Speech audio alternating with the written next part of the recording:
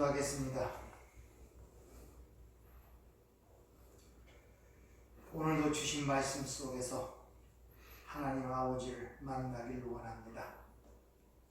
함께 하시는 하나님의 역사와 하나님의 놀라운 은혜와 사랑을 하루하루 맛봐야 우리가 이 세상을 이길 수가 있사오니 오늘도 이 시간을 통하여 저희들에게 일러주시고 하나님의 그 은혜와 사랑을 체험하고 경험하는 복된 시간 될 수 있도록 저희들을 축복하여 주시옵소서. 예수님 이름으로 기도하옵나이다. 아멘. 오후 시간에는 오전에 이어서 오전은 예수님이 잡히시는 그 상황을 통하여 우리에게 주시는 메시지가 무엇인가를 대해서 공부를 했습니다. 이 오후 시간에는 베드로의 주님 3번 부인하는 사건을 통하여 우리에게 말씀하고자 하는 내용이 무엇인가를 한번 살펴보도록 하겠습니다. 본문 말씀은 요한복음 18장 12절부터 27절까지의 말씀입니다. 제가 한번 읽어 드리도록 하겠습니다. 이에 군대와 천부장이 유대인의 아랫사람들이 예수를 잡아 결박하여 먼저 안나스로 끌고 가니 안나스는 그의 대제사장인 가야바의 장인이라. 가야바는 유대인들에게 한 사람이 백성을 위하여 죽는 것이 유익하다고 권고하던 자라. 시몬 베드로와 또한 다른 제자 한 사람이 예수를 따르니 이제는 대제사장과 아는 사람이라. 예수와 함께 대제사장 집배들에 들어가고 베드로는 문 밖에 서 있는지라.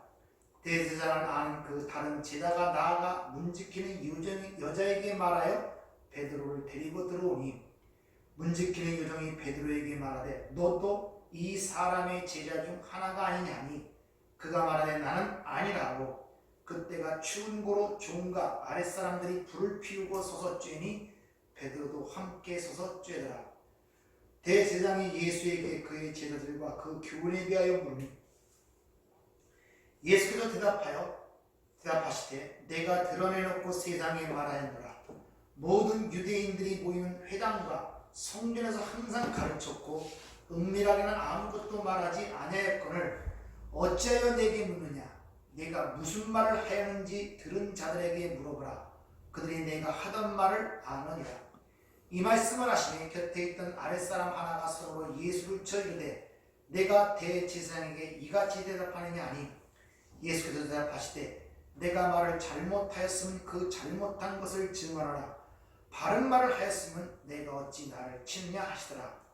안나스가 예수를 결박한 그대로 대제사장 가야바에게로 보내니라. 시몬 베드로가 서서 불을 쬐더니 사람들이 묻되 너도 그 제자 중 하나가 아니냐. 베드로가 부인하여 이르되 나는 아니라 하니 제사장 중 하나인 베드로에게 귀를 잘린 사람이 친척이라. 이르되 내가 그 사람과 함께 동산에 있는 것을 내가 보지 아니했느냐. 이에 베드로가 또 부인하니 곧 닭이 울더라. 아멘. 오전에는 예수님이 잡히시는 그 상황을 통하여 우리에게 무엇을 말씀하고자 하는 것을 여러분에게 말씀을 드렸습니다. 특히 기드론 시내라는 그 단어를 사용하여 사무엘라 15장에 있던 사건을 그들에게 상기시킴으로 말미암아 내가 그 장소, 어둠의 장소로 들어가는 그 이유를 설명한다고 말씀을 드렸습니다. 곧 흑암과 어둠 속에서 빛이 나타나 창조가 이루어지는 창세기 1장의 사건처럼 어둠 속으로 들어가 어둠에 매여있던 그 백성들을 자신의 죽음으로 구원해내는 그 이야기가 예수님이 잡히심 속에 있었음을 여러분들에게 말씀을 드렸습니다. 오늘 본문 말씀 12절을 한번 자세히 보세요. 군대와 천부장과 유대인들의 아랫사람들이 예수를 잡아 결박하여. 오전에서 예수님을 결박하러 온 자들의 모습이 기록되어 있는데 거기에 나타나 있지 않았던 두 가지 사실이 나타납니다. 우선 천부장이 나타나고 대제사장과 바리새인들의 아랫사람들이라고 하는데 여기서는 유대인의 아랫사람이라고 그렇게 기록하는 내용을 볼 수 있죠. 천부장은 말 그대로 천명의 부하를 다스리는 자들을 얘기합니다. 천이라는 것은 거의 성경에서 구약에서는 하나님을 상징하는 숫자입니다. 즉 세상의 권세 잡은 자가 상징적으로 다시 한번 천부장이라는 말을 통해 드러나고, 대제사장과 바리새인들의 하속들이라는 그 말이 이제는 유대인들의 아랫사람이라는 그 말을 통하여 뭘 드러내냐, 이건 단지 어느 한 개인과 집단의 문제가 아니라 유대인이라는 말을 통하여 전체 백성, 민족들의 문제임을 오늘 우리에게 암시하여 보여주고 있는 것입니다. 이미 요한복음 1장에 보면 자기 땅에 오매 자기 백성이 영접지 아니했으나 이렇게 이야기를 하고 있죠. 즉 대제사장이나 일부의 바리새인들의 저항이 아니라 유대인 전체가 예수를 배반하고 예수를 잡아 죽였다는 사실을 이 내용을 통해서 우리에게 암시하고 있다는 것을 여러분들이 아셔야 됩니다. 여기서 예수님을 결박했다 이렇게 이야기하는데, 이 결박하다는 단어가 대어라는 단어가 쓰입니다. 그 당시의 결박은 손과 발을 다 묶는 것이었습니다. 그런데 이런 결박된 사건이 또 같은 단어가 사용되는 그 사건이 있습니다. 그것이 요한복음 11장 44절 나사로의 부활 사건에서 똑같은 단어가 사용되는데, 죽은 자가 수족을 배로 동인 채로 나오는데 이 동이라는 단어가 결박이라는 단어와 똑같은 단어입니다. 그런데 나사로의 사건 속에서는 이 결박이라는 이 대어라는 단어가 수동태로 쓰입니다. 즉 데데메노스라는 수동태로 쓰이는데, 여기서는 결박하는 이 대어라는 단어가 에데산이라는 능동태로 쓰입니다. 즉 나사로의 죽음은, 즉 결박하는 건 수동, 즉 사망에 의하여 결박되는 상태를 얘기하지만, 예수님의 결박은 능동태, 스스로 결박당하는 상태를 우리에게 일러주고 있는 것입니다. 그래서 주님께서 이미 요한복음 10장에서 이를 내게서 빼앗는 자가 있는 것이 아니라 내가 스스로 버리노라 이렇게 말씀하시는 사건을 여러분이 기억하시면 되겠습니다. 그래서 사도 바울도 로마서 8장 32절에 보면 자기 아들을 아끼지 아니하고 내어 주셨다고 기록하는 이유가 바로 거기 있는 것입니다. 그러니까 자발적으로 결박을 당하고 죽음을 향하여 가는 그 모습 속에서 하나님의 우리를 향하신 하나님의 사랑과 그 은혜를 우리가 볼 줄 알아야 하는 것입니다. 그리고 오전에 언급했듯이 풀어놓아 다니게 하라 라는 그 단어, 아피에미 휘파고라는 단어가 나사로의 사건 속에서도 다니게 하라, 이들의 가는 것을 용납하라 하는 그 단어와 같다는 말을 통하여 예수님의 그 사건과 나사로의 부활 사건을 연결시켜 지금 우리에게 보여주고 있다는 것을 여러분들에게 말씀을 드렸죠. 즉 예수가 십자가에 의해 결박됨으로 말미암아 마치 죽은 나사로가 바로 무덤에서 살아나는 것과 같이 이 제자들도 그 어둠에서 풀려날 것임을 지금 이야기를 하고 있다는 것입니다. 따라서 사망의 결박당함으로 말미암아 죽은 자와 같은, 즉 시체와 같은 당신의 택한 백성들이 주님의 대신 결박당하심으로 말미암아 그 사망의 권세에서 풀려날 것임을 그들에게 알려주기 위하여 바로 나사로의 부활 사건에서 쓰였던 그 단어를 주님이 여기다 사용하신다는 사실을 여러분이 잘 기억하시길 바랍니다. 자, 이렇게 결박당한 예수님이 어디로 끌려갔냐? 안나스의 뜰로 끌려갔다고 기록합니다. 안나스는 AD 4년부터 AD 15년까지 이스라엘의 대제사장이었습니다.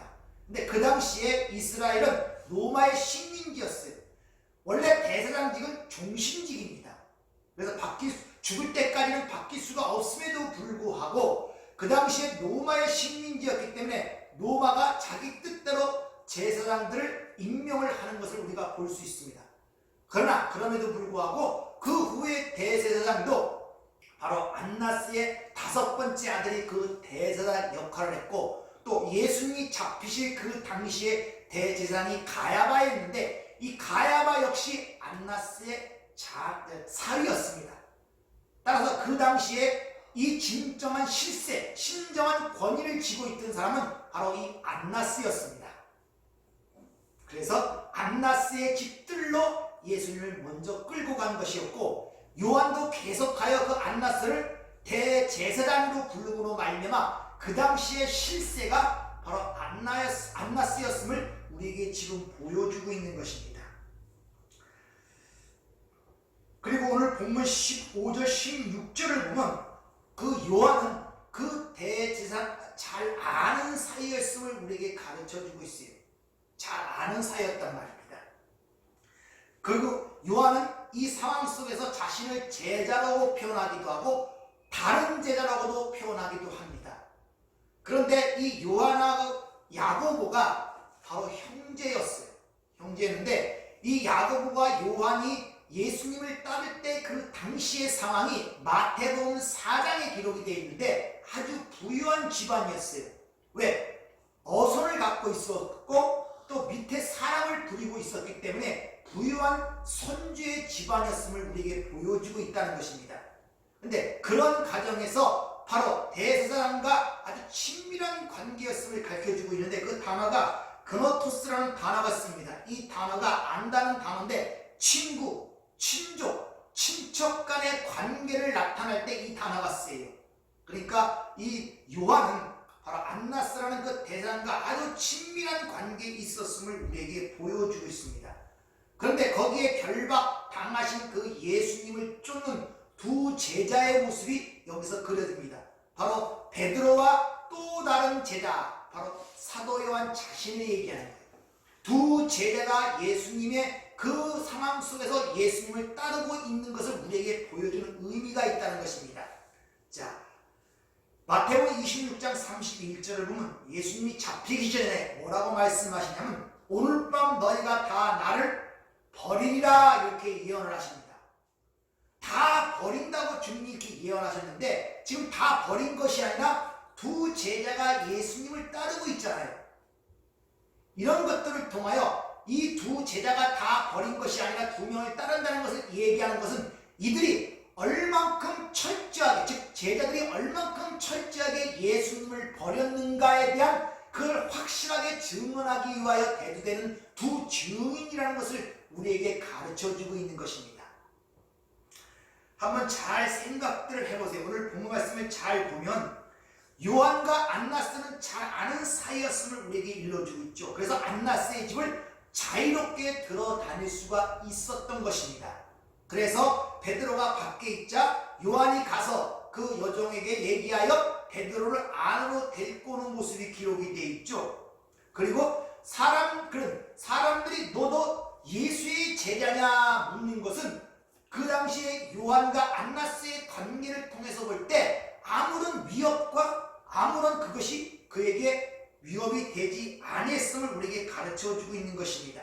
즉 네가 예수의 제자냐 이렇게 묻는 것은 그를 결박하고 그를 핍박하기에 묻는 것이 아니라 사실을 확인해서 묻고 있던 상태였다는 것입니다. 만일 네도 그 제자냐 하는 것이 그를 결박하기 위해서 묻는 것이라면 예수님이 겟세마네 동산에서 예수님을 잡을 때 거기에 12제자가 거대어 있었는데 그들을 잡아들이지 아니했다는 것이죠.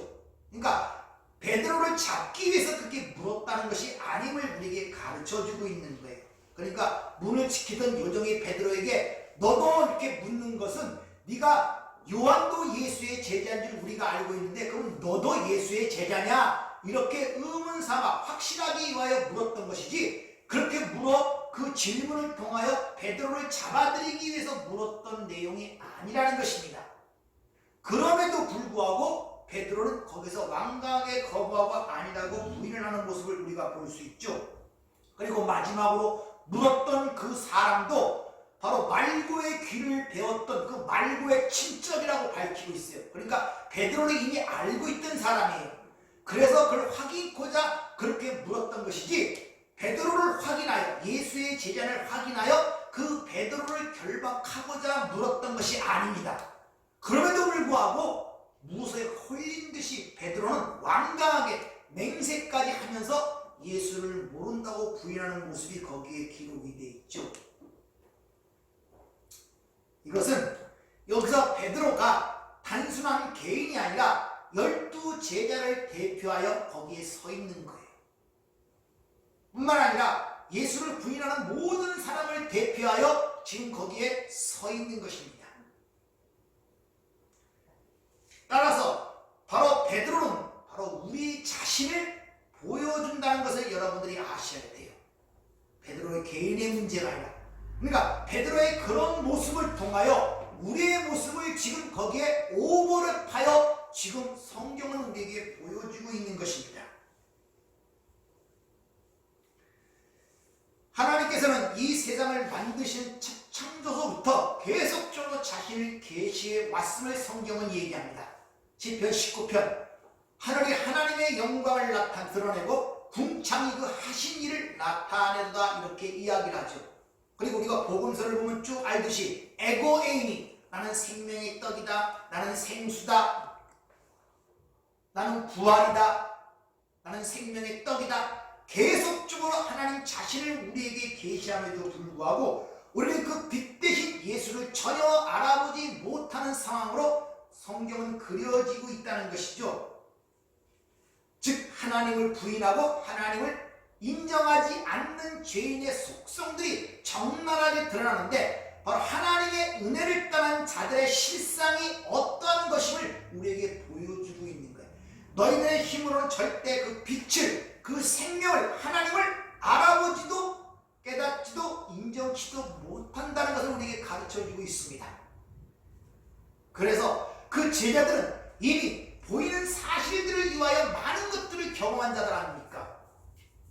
심지어 주는 그리스도시요 살아계신 하나님의 아들이라고 고백한 자들 아닙니까? 물 위를 걸어가는 주님을 보았고 오병의 기적을 체험했고 심지어 죽은 나사로가 무덤에 살아난 것을 목도한 자들임에도 불구하고 그들은 하나님의 빛을 인정하지 못하고 깨닫지 못하는 이런 어리석은 현실들을 드러내므로 말미암아 하나님의 은혜를 떠난 자들은 절대 스스로의 힘으로 하나님을 알아보고 하나님께 돌아올 수 없다는 내용을 거기서 우리에게 가르쳐주고 있는 것입니다. 그것은 바로 그 베드로 안에 있는 모든 인류들에게 어떤 말씀을 하고 계시냐, 바로 그 내용이 마태복음 26장 32절부터 35절까지 하시는 말씀인데 한번 잘 들어보시기 바랍니다. 그러나 내가 살아난 후에 너희보다 먼저 갈릴리로 가리라. 베드로가 대답하여 이르되 모두 주를 버릴지라도 나는 결코 버리지 않겠나이다. 예수께서 이르시되 내가 진실로 내게 이르노니 오늘 밤 닭 울기 전에 내가 3번 나를 부인하리라. 베드로가 이르되 내가 주와 함께 죽을지언정 주를 부인하지 않겠나이다 하고 모든 제자도 그와 같이 말하니라. 진실로 아멘, 즉 말씀을 확증하는 내용이에요. 말씀으로서 확증합니다. 베드로의 부인은 결정이 되어 있었단 말이에요. 이 말은 하나님께서 그를 예수를 부인하도록 만들었다는 내용이 아니라 그들은 하나님의 은혜를 떠난 자들은 하나님의 은혜를 입잡고는 결코 하나님을 인정하거나 하나님을 알아보거나 하나님께 순종할 수 없다는 사실을 우리에게 지금 가르치고 있는 것입니다. 그럼에도 불구하고 그런 사실들을 알지 못하는 베드로와 다른 제자들은 절대로 예수를 부인하지 않겠다고 맹세하는 모습이 지금 그려지고 있는 거예요. 자신의 실체를 모르는 거예요. 실체. 바로 자신이 스스로 예수를 믿고 하나님을 믿겠다고 생각하는 자들의 아킬레스건이 바로 그 교만, 자기 의지와 자기 힘으로 하나님을 믿고 따르겠다는 그것이란 말입니다. 그것은 왜 그런 내용들이 나오냐? 자기의 실체를 모르기 때문에 그렇다는 것입니다. 그렇게 자신있게 이야기하던 그들이 상황이 약간 바뀌어서 그렇게 절박한 상황이 아님에도 불구하고 3번을 맹세하며 부인하는 모습이 기록된 이유가 바로 거기 있는 것입니다. 그러니까 내 힘으로 내가 어떻게 하나님을 섬겨보겠다는 것은 다 사람의 생각이란 말입니다. 인간은 절대로 하나님 앞에서 유명한 자로, 용사로, 매필임으로 설 수가 없습니다. 인간 하나님 앞에 설 수 있는 유일한 방법은 티끌로 서야 한다는 사실들을 여러분이 잘 기억하십시오. 기억하셔야 돼요. 노아의 홍수를 가져온 이유가 뭡니까? 하나님 앞에 용사로 유명한 자로 네피림으로 슬라는 그들이 홍수로 멸절을 당한 사건이 창세기 6장에 기록이 되어 있잖아요. 인간은 하나님 앞에서 티끌로 서야 돼요. 그 내용을 창세기부터 이미 우리에게 일러주고 있습니다. 창세기 1장에 보면 천지 창조하는 모습 속에서는 하나님이라는 말로 드러납니다. 그러나 2장에 들어가면 여호와 하나님의 이름으로 드러나기 시작합니다. 알다시피 여호와라는 이름은 출애굽기 3장 당신의 언약의 백성들에게만 준 하나님의 이름이 여호와입니다. 그러나 창세기 2장은 당신의 백성들에게만 준 하나님의 약속이고 하나님의 말씀이란 말입니다. 즉 너희가 내 백성이라면 반드시 깨달아야 할 것이 무엇인가를 2장을 통해 가르치는 거예요. 그렇게 하나님의 언약의 백성들에게 첫 번째 가르친 내용이 뭐냐? 바로 인간의 실체를 보여줍니다. 창세기 2장 7절 하나님이 흙으로 사람을 지으시고 그 코에 생기를 불어넣으시니 하이 네페시 하야 살아있는 생명이 되었다 그러죠. 바로 하나님 앞에 흙으로 존재하는 자만이 티끌로 존재하는 자만이 하나님의 은혜로 생기를 받아 살아있는 존재가 된다는 사실을 당신의 백성들 여호와 하나님이라는 이름을 사용하여 가르쳐주는 것입니다. 바로 그것이 하나님의 백성들이 깨달아야 할 첫 번째 조건이 바로 그거예요. 내가 하나님 앞에서 티끌이라는 사실. 그래서 하나님이 일부러 흙으로 아담아 및 아파로 흙에 사는 먼지로 사람을 지으셨다는 것을 먼저 가리키는 거예요. 그런 자들만이 그렇게 하나님 앞에 그런 자임을 깨닫는 자만이 하나님으로부터 생기를 받아 살아있는 자로 살아난다는 사실을 벌써 창세기 2장부터 우리에게 가르쳐주고 있다는 것입니다. 그러나 지금 12제자는 마치 자신의 힘으로 용사와 같이 힘있게 내가 죽을지언정 주를 부인해도 않겠다는 이런 자만과 교만이 여지없이 폭로되는 것이 오늘 본문 말씀의 현장 속에 드러나고 있는 것입니다. 여러분도 혹시 스스로 하나님을 섬기고 예수를 믿는다고 교만을 떠는 걸 아닌가를 스스로를 살펴보셔야 돼요. 인간은 하나님의 은혜가 없이는 존재할 수 없는 것이 바로 인간의 실체란 말입니다. 그래서 모든 짐승, 동물 중에 태어나서 가장 연약한 존재로 태어나는 것이 인간이에요. 모든 것이 부모에 의하여 의존되어 있고 살아갈 수밖에 없는 가장 여리고 여린 존재로 태어나는 것이 인간의 실상이란 말입니다. 왜 만물의 영장이라는 인간의 존재를 그렇게 미약하고 아주 나약한 존재로 태어나게 하지 않습니까? 왜? 인간은 절대적 하나님 의존에서만 살아갈 수 있는 존재임을 우리에게 교훈시키기 위해서 그렇다는 것입니다.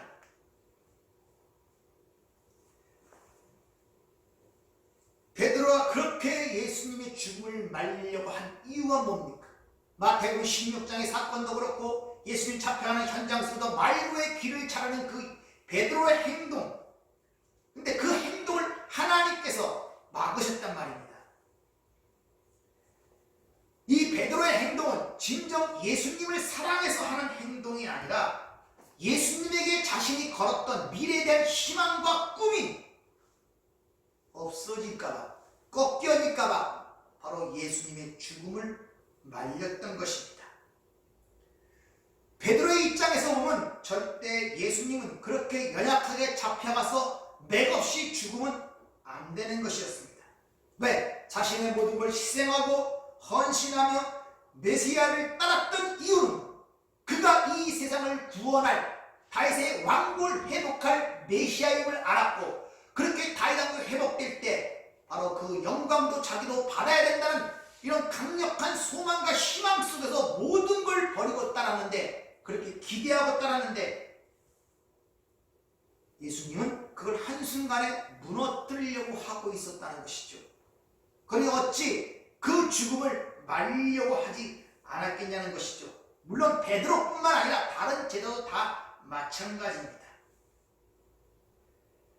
지금 예수님은 자신들의 기대와 희망을 저버리고 자신들의 꿈과 야망을 짓밟고 있는 것입니다. 그렇기 때문에 바로 베드로는 예수님의 죽음을 말리려고 하고 그렇게 날뛰었던 이유가 바로 거기 있는 것입니다.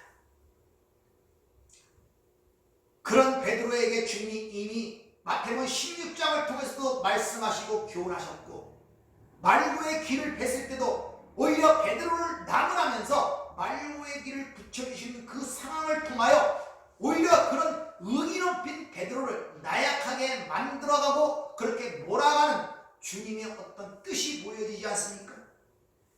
이미 누가복음 10장 3절을 보면 갈지어다 내가 너희를 보냄이 어린 양을 이리 가운데 보낸가 같도다, 이렇게 이미 말씀하셨음에도 불구하고 전혀 그 말씀에 대한 이해와 깨달음이 없었음을 우리에게 보여주고 있습니다. 여러분은 성경 구절을 얼마나 많이 암송하고 알고 계십니까? 그 중에 하나라도 그 말씀의 의미와 의도를 여러분 삶 속에 알고 계십니까? 지금 주님은 베드로가 예수, 즉 메시아에 대한 잘못된 메시아관을 지금 박살내고 있는 거예요. 정치적, 군사적, 영웅적 메시아관을 갖고 있던 그 베드로를 향하여 주님은 그걸 무참하게 깨고 있다는 것입니다. 그리고 내가 이렇게 연약한 모습으로 이사야 53장의 말씀을 빌리면 도살장에 끌려간 어린 양 같은 나를 보고도 나를 주로 인정하고 나를 따르겠냐고 지금 베드로에게 묻고 계시는 주님의 모습임을 여러분들이 아셔야 됩니다. 그래서 요한계시록 14장에 보면 인친자 14만 4천이라는 그 숫자가 나옵니다. 하나님의 백성들, 그들을 표현하기를 어린 양이 어디로 가든지 따라가는 자라고 그렇게 정의를 합니다. 여러분, 어린 양이 이 세상에서 어디로 가겠습니까? 어린 양이 어디 쉴 곳이 있겠습니까? 누가복음 9장에 보면 예수님을 따르고자 하는 3명의 모습이 나타납니다. 첫 번째 한 사람이 나타나서 주님이 하시는 모든 일들을 보고 내가 모든 걸 버리고 주님을 따르겠나이다. 얼마나 기특한 생각이에요. 환영할 일이죠. 그러나 주님은 그에게 이렇게 이야기를 합니다.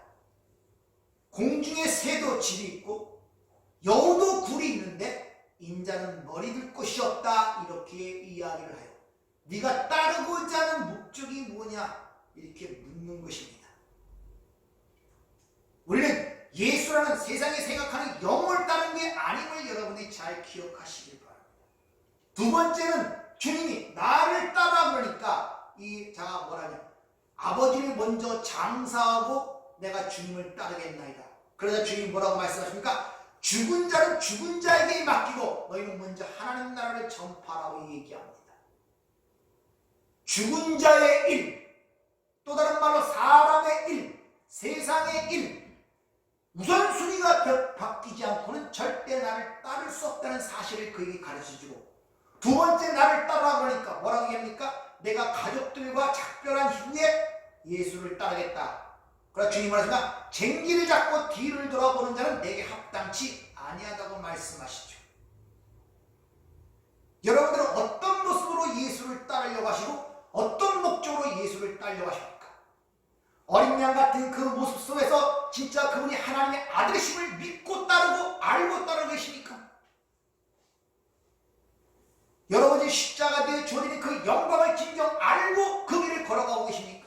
아니면 베드로와 그 다른 제자처럼 이 세상에서 어떤 영광을 바라고 보이는 것들의 성취를 위하여 그 예수를 영으로 알고 따르는 것이 혹시 아닌가를 한번 돌이켜 보셔야 됩니다. 바로 그런 사람들의 인생의 주인이 예수가 아니라 바로 자기 자신인 것입니다.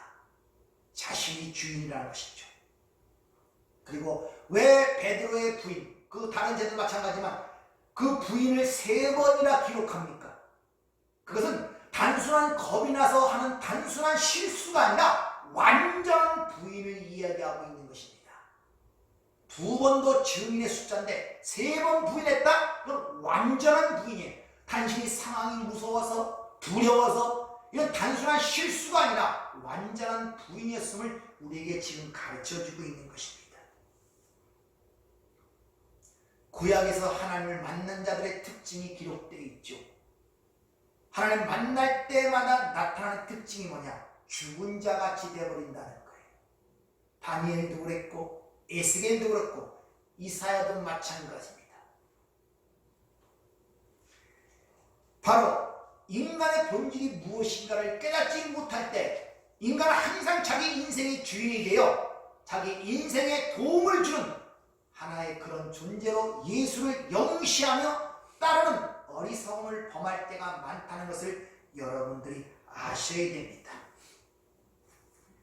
이 역사와 인생이라는 것은 딱 하나만 깨닫고 가면 돼요. 바로 창세기 2장 7절의 말씀이에요. 나는 티끌이고 흙인데 하나님의 은혜로 내게 생명이 주어져 하나님 나라의 백성이 되었구나. 요거 하나 깨닫고 가는 것입니다. 무슨 큰 일에서 뭘 세우고 뭘 하고 이건 아직도 교만해서 그래.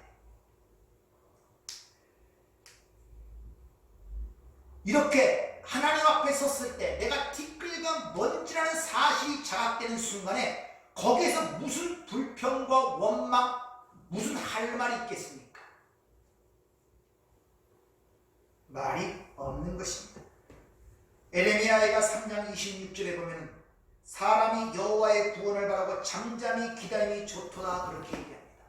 바벨론 포로로 잡혀가는데 왜 하나님이 이렇게 내버려 두냐 저러냐 이런 말 저런 말 엄청난 말들 할 때 잠잠히 참아 기다리라는 것입니다.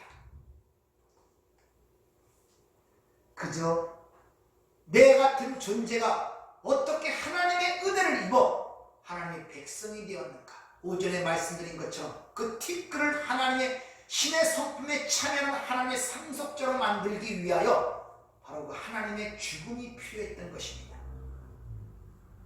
그 은혜를 안다면 우리는 어떤 상황과 환경 속에도 그 은혜에 찬송과 감사를 드려야 돼요.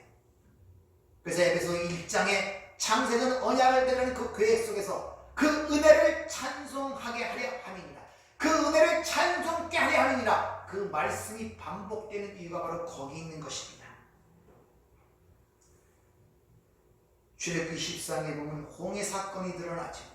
거기서 사람들이 우리를 애굽에서 죽이기 위하여 끌어냈느냐, 무덤이 없어 여기서 죽이려고 그러냐, 오만 가지 불평가 할 때 모세가 그들에게 이렇게 이야기를 합니다. 출애굽기 14장 13절 이하를 두려워하지 말라. 가만히 서서 여호와께서 오늘 너희를 위하여 행하시는 구원을 보라. 여호와께서 너희를 위하여 싸우시며 너희는 가만히 있을지어다.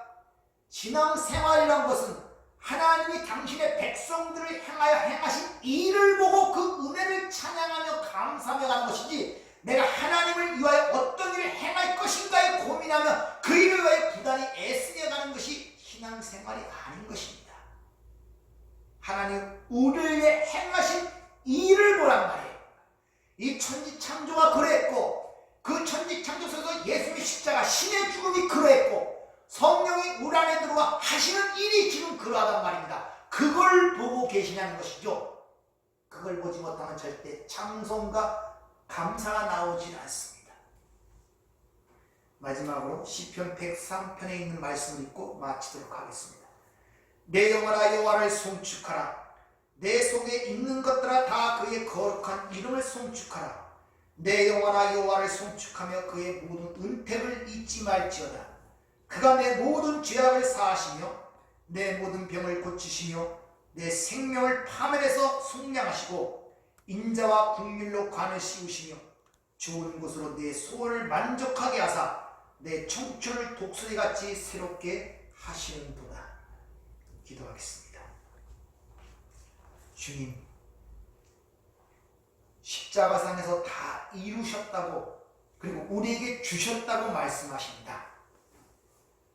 그 하나님께서 우리를 위하여 행하신 그것들이 우리는 보이지 않고 깨달아지지 않기 때문에 항상 보이는 것들에 의하여 휘둘리고 하나님의 그 은혜에 감사하지 못하고 찬양치 못하는 저희들의 어리석음, 우리들의 미련함을 주님 불쌍히 여기시고 우리 닫힌 눈을 열고 닫힌 마음을 열어 하나님 우리를 향하신 그 큰 위대한 일과 그 가운데 그 은혜와 사랑을 발견하여 찬송하며 감사하는 삶이 될 수 있도록 저희들을 축복하여 주시옵소서. 예수님 이름으로 기도하옵나이다. 아멘.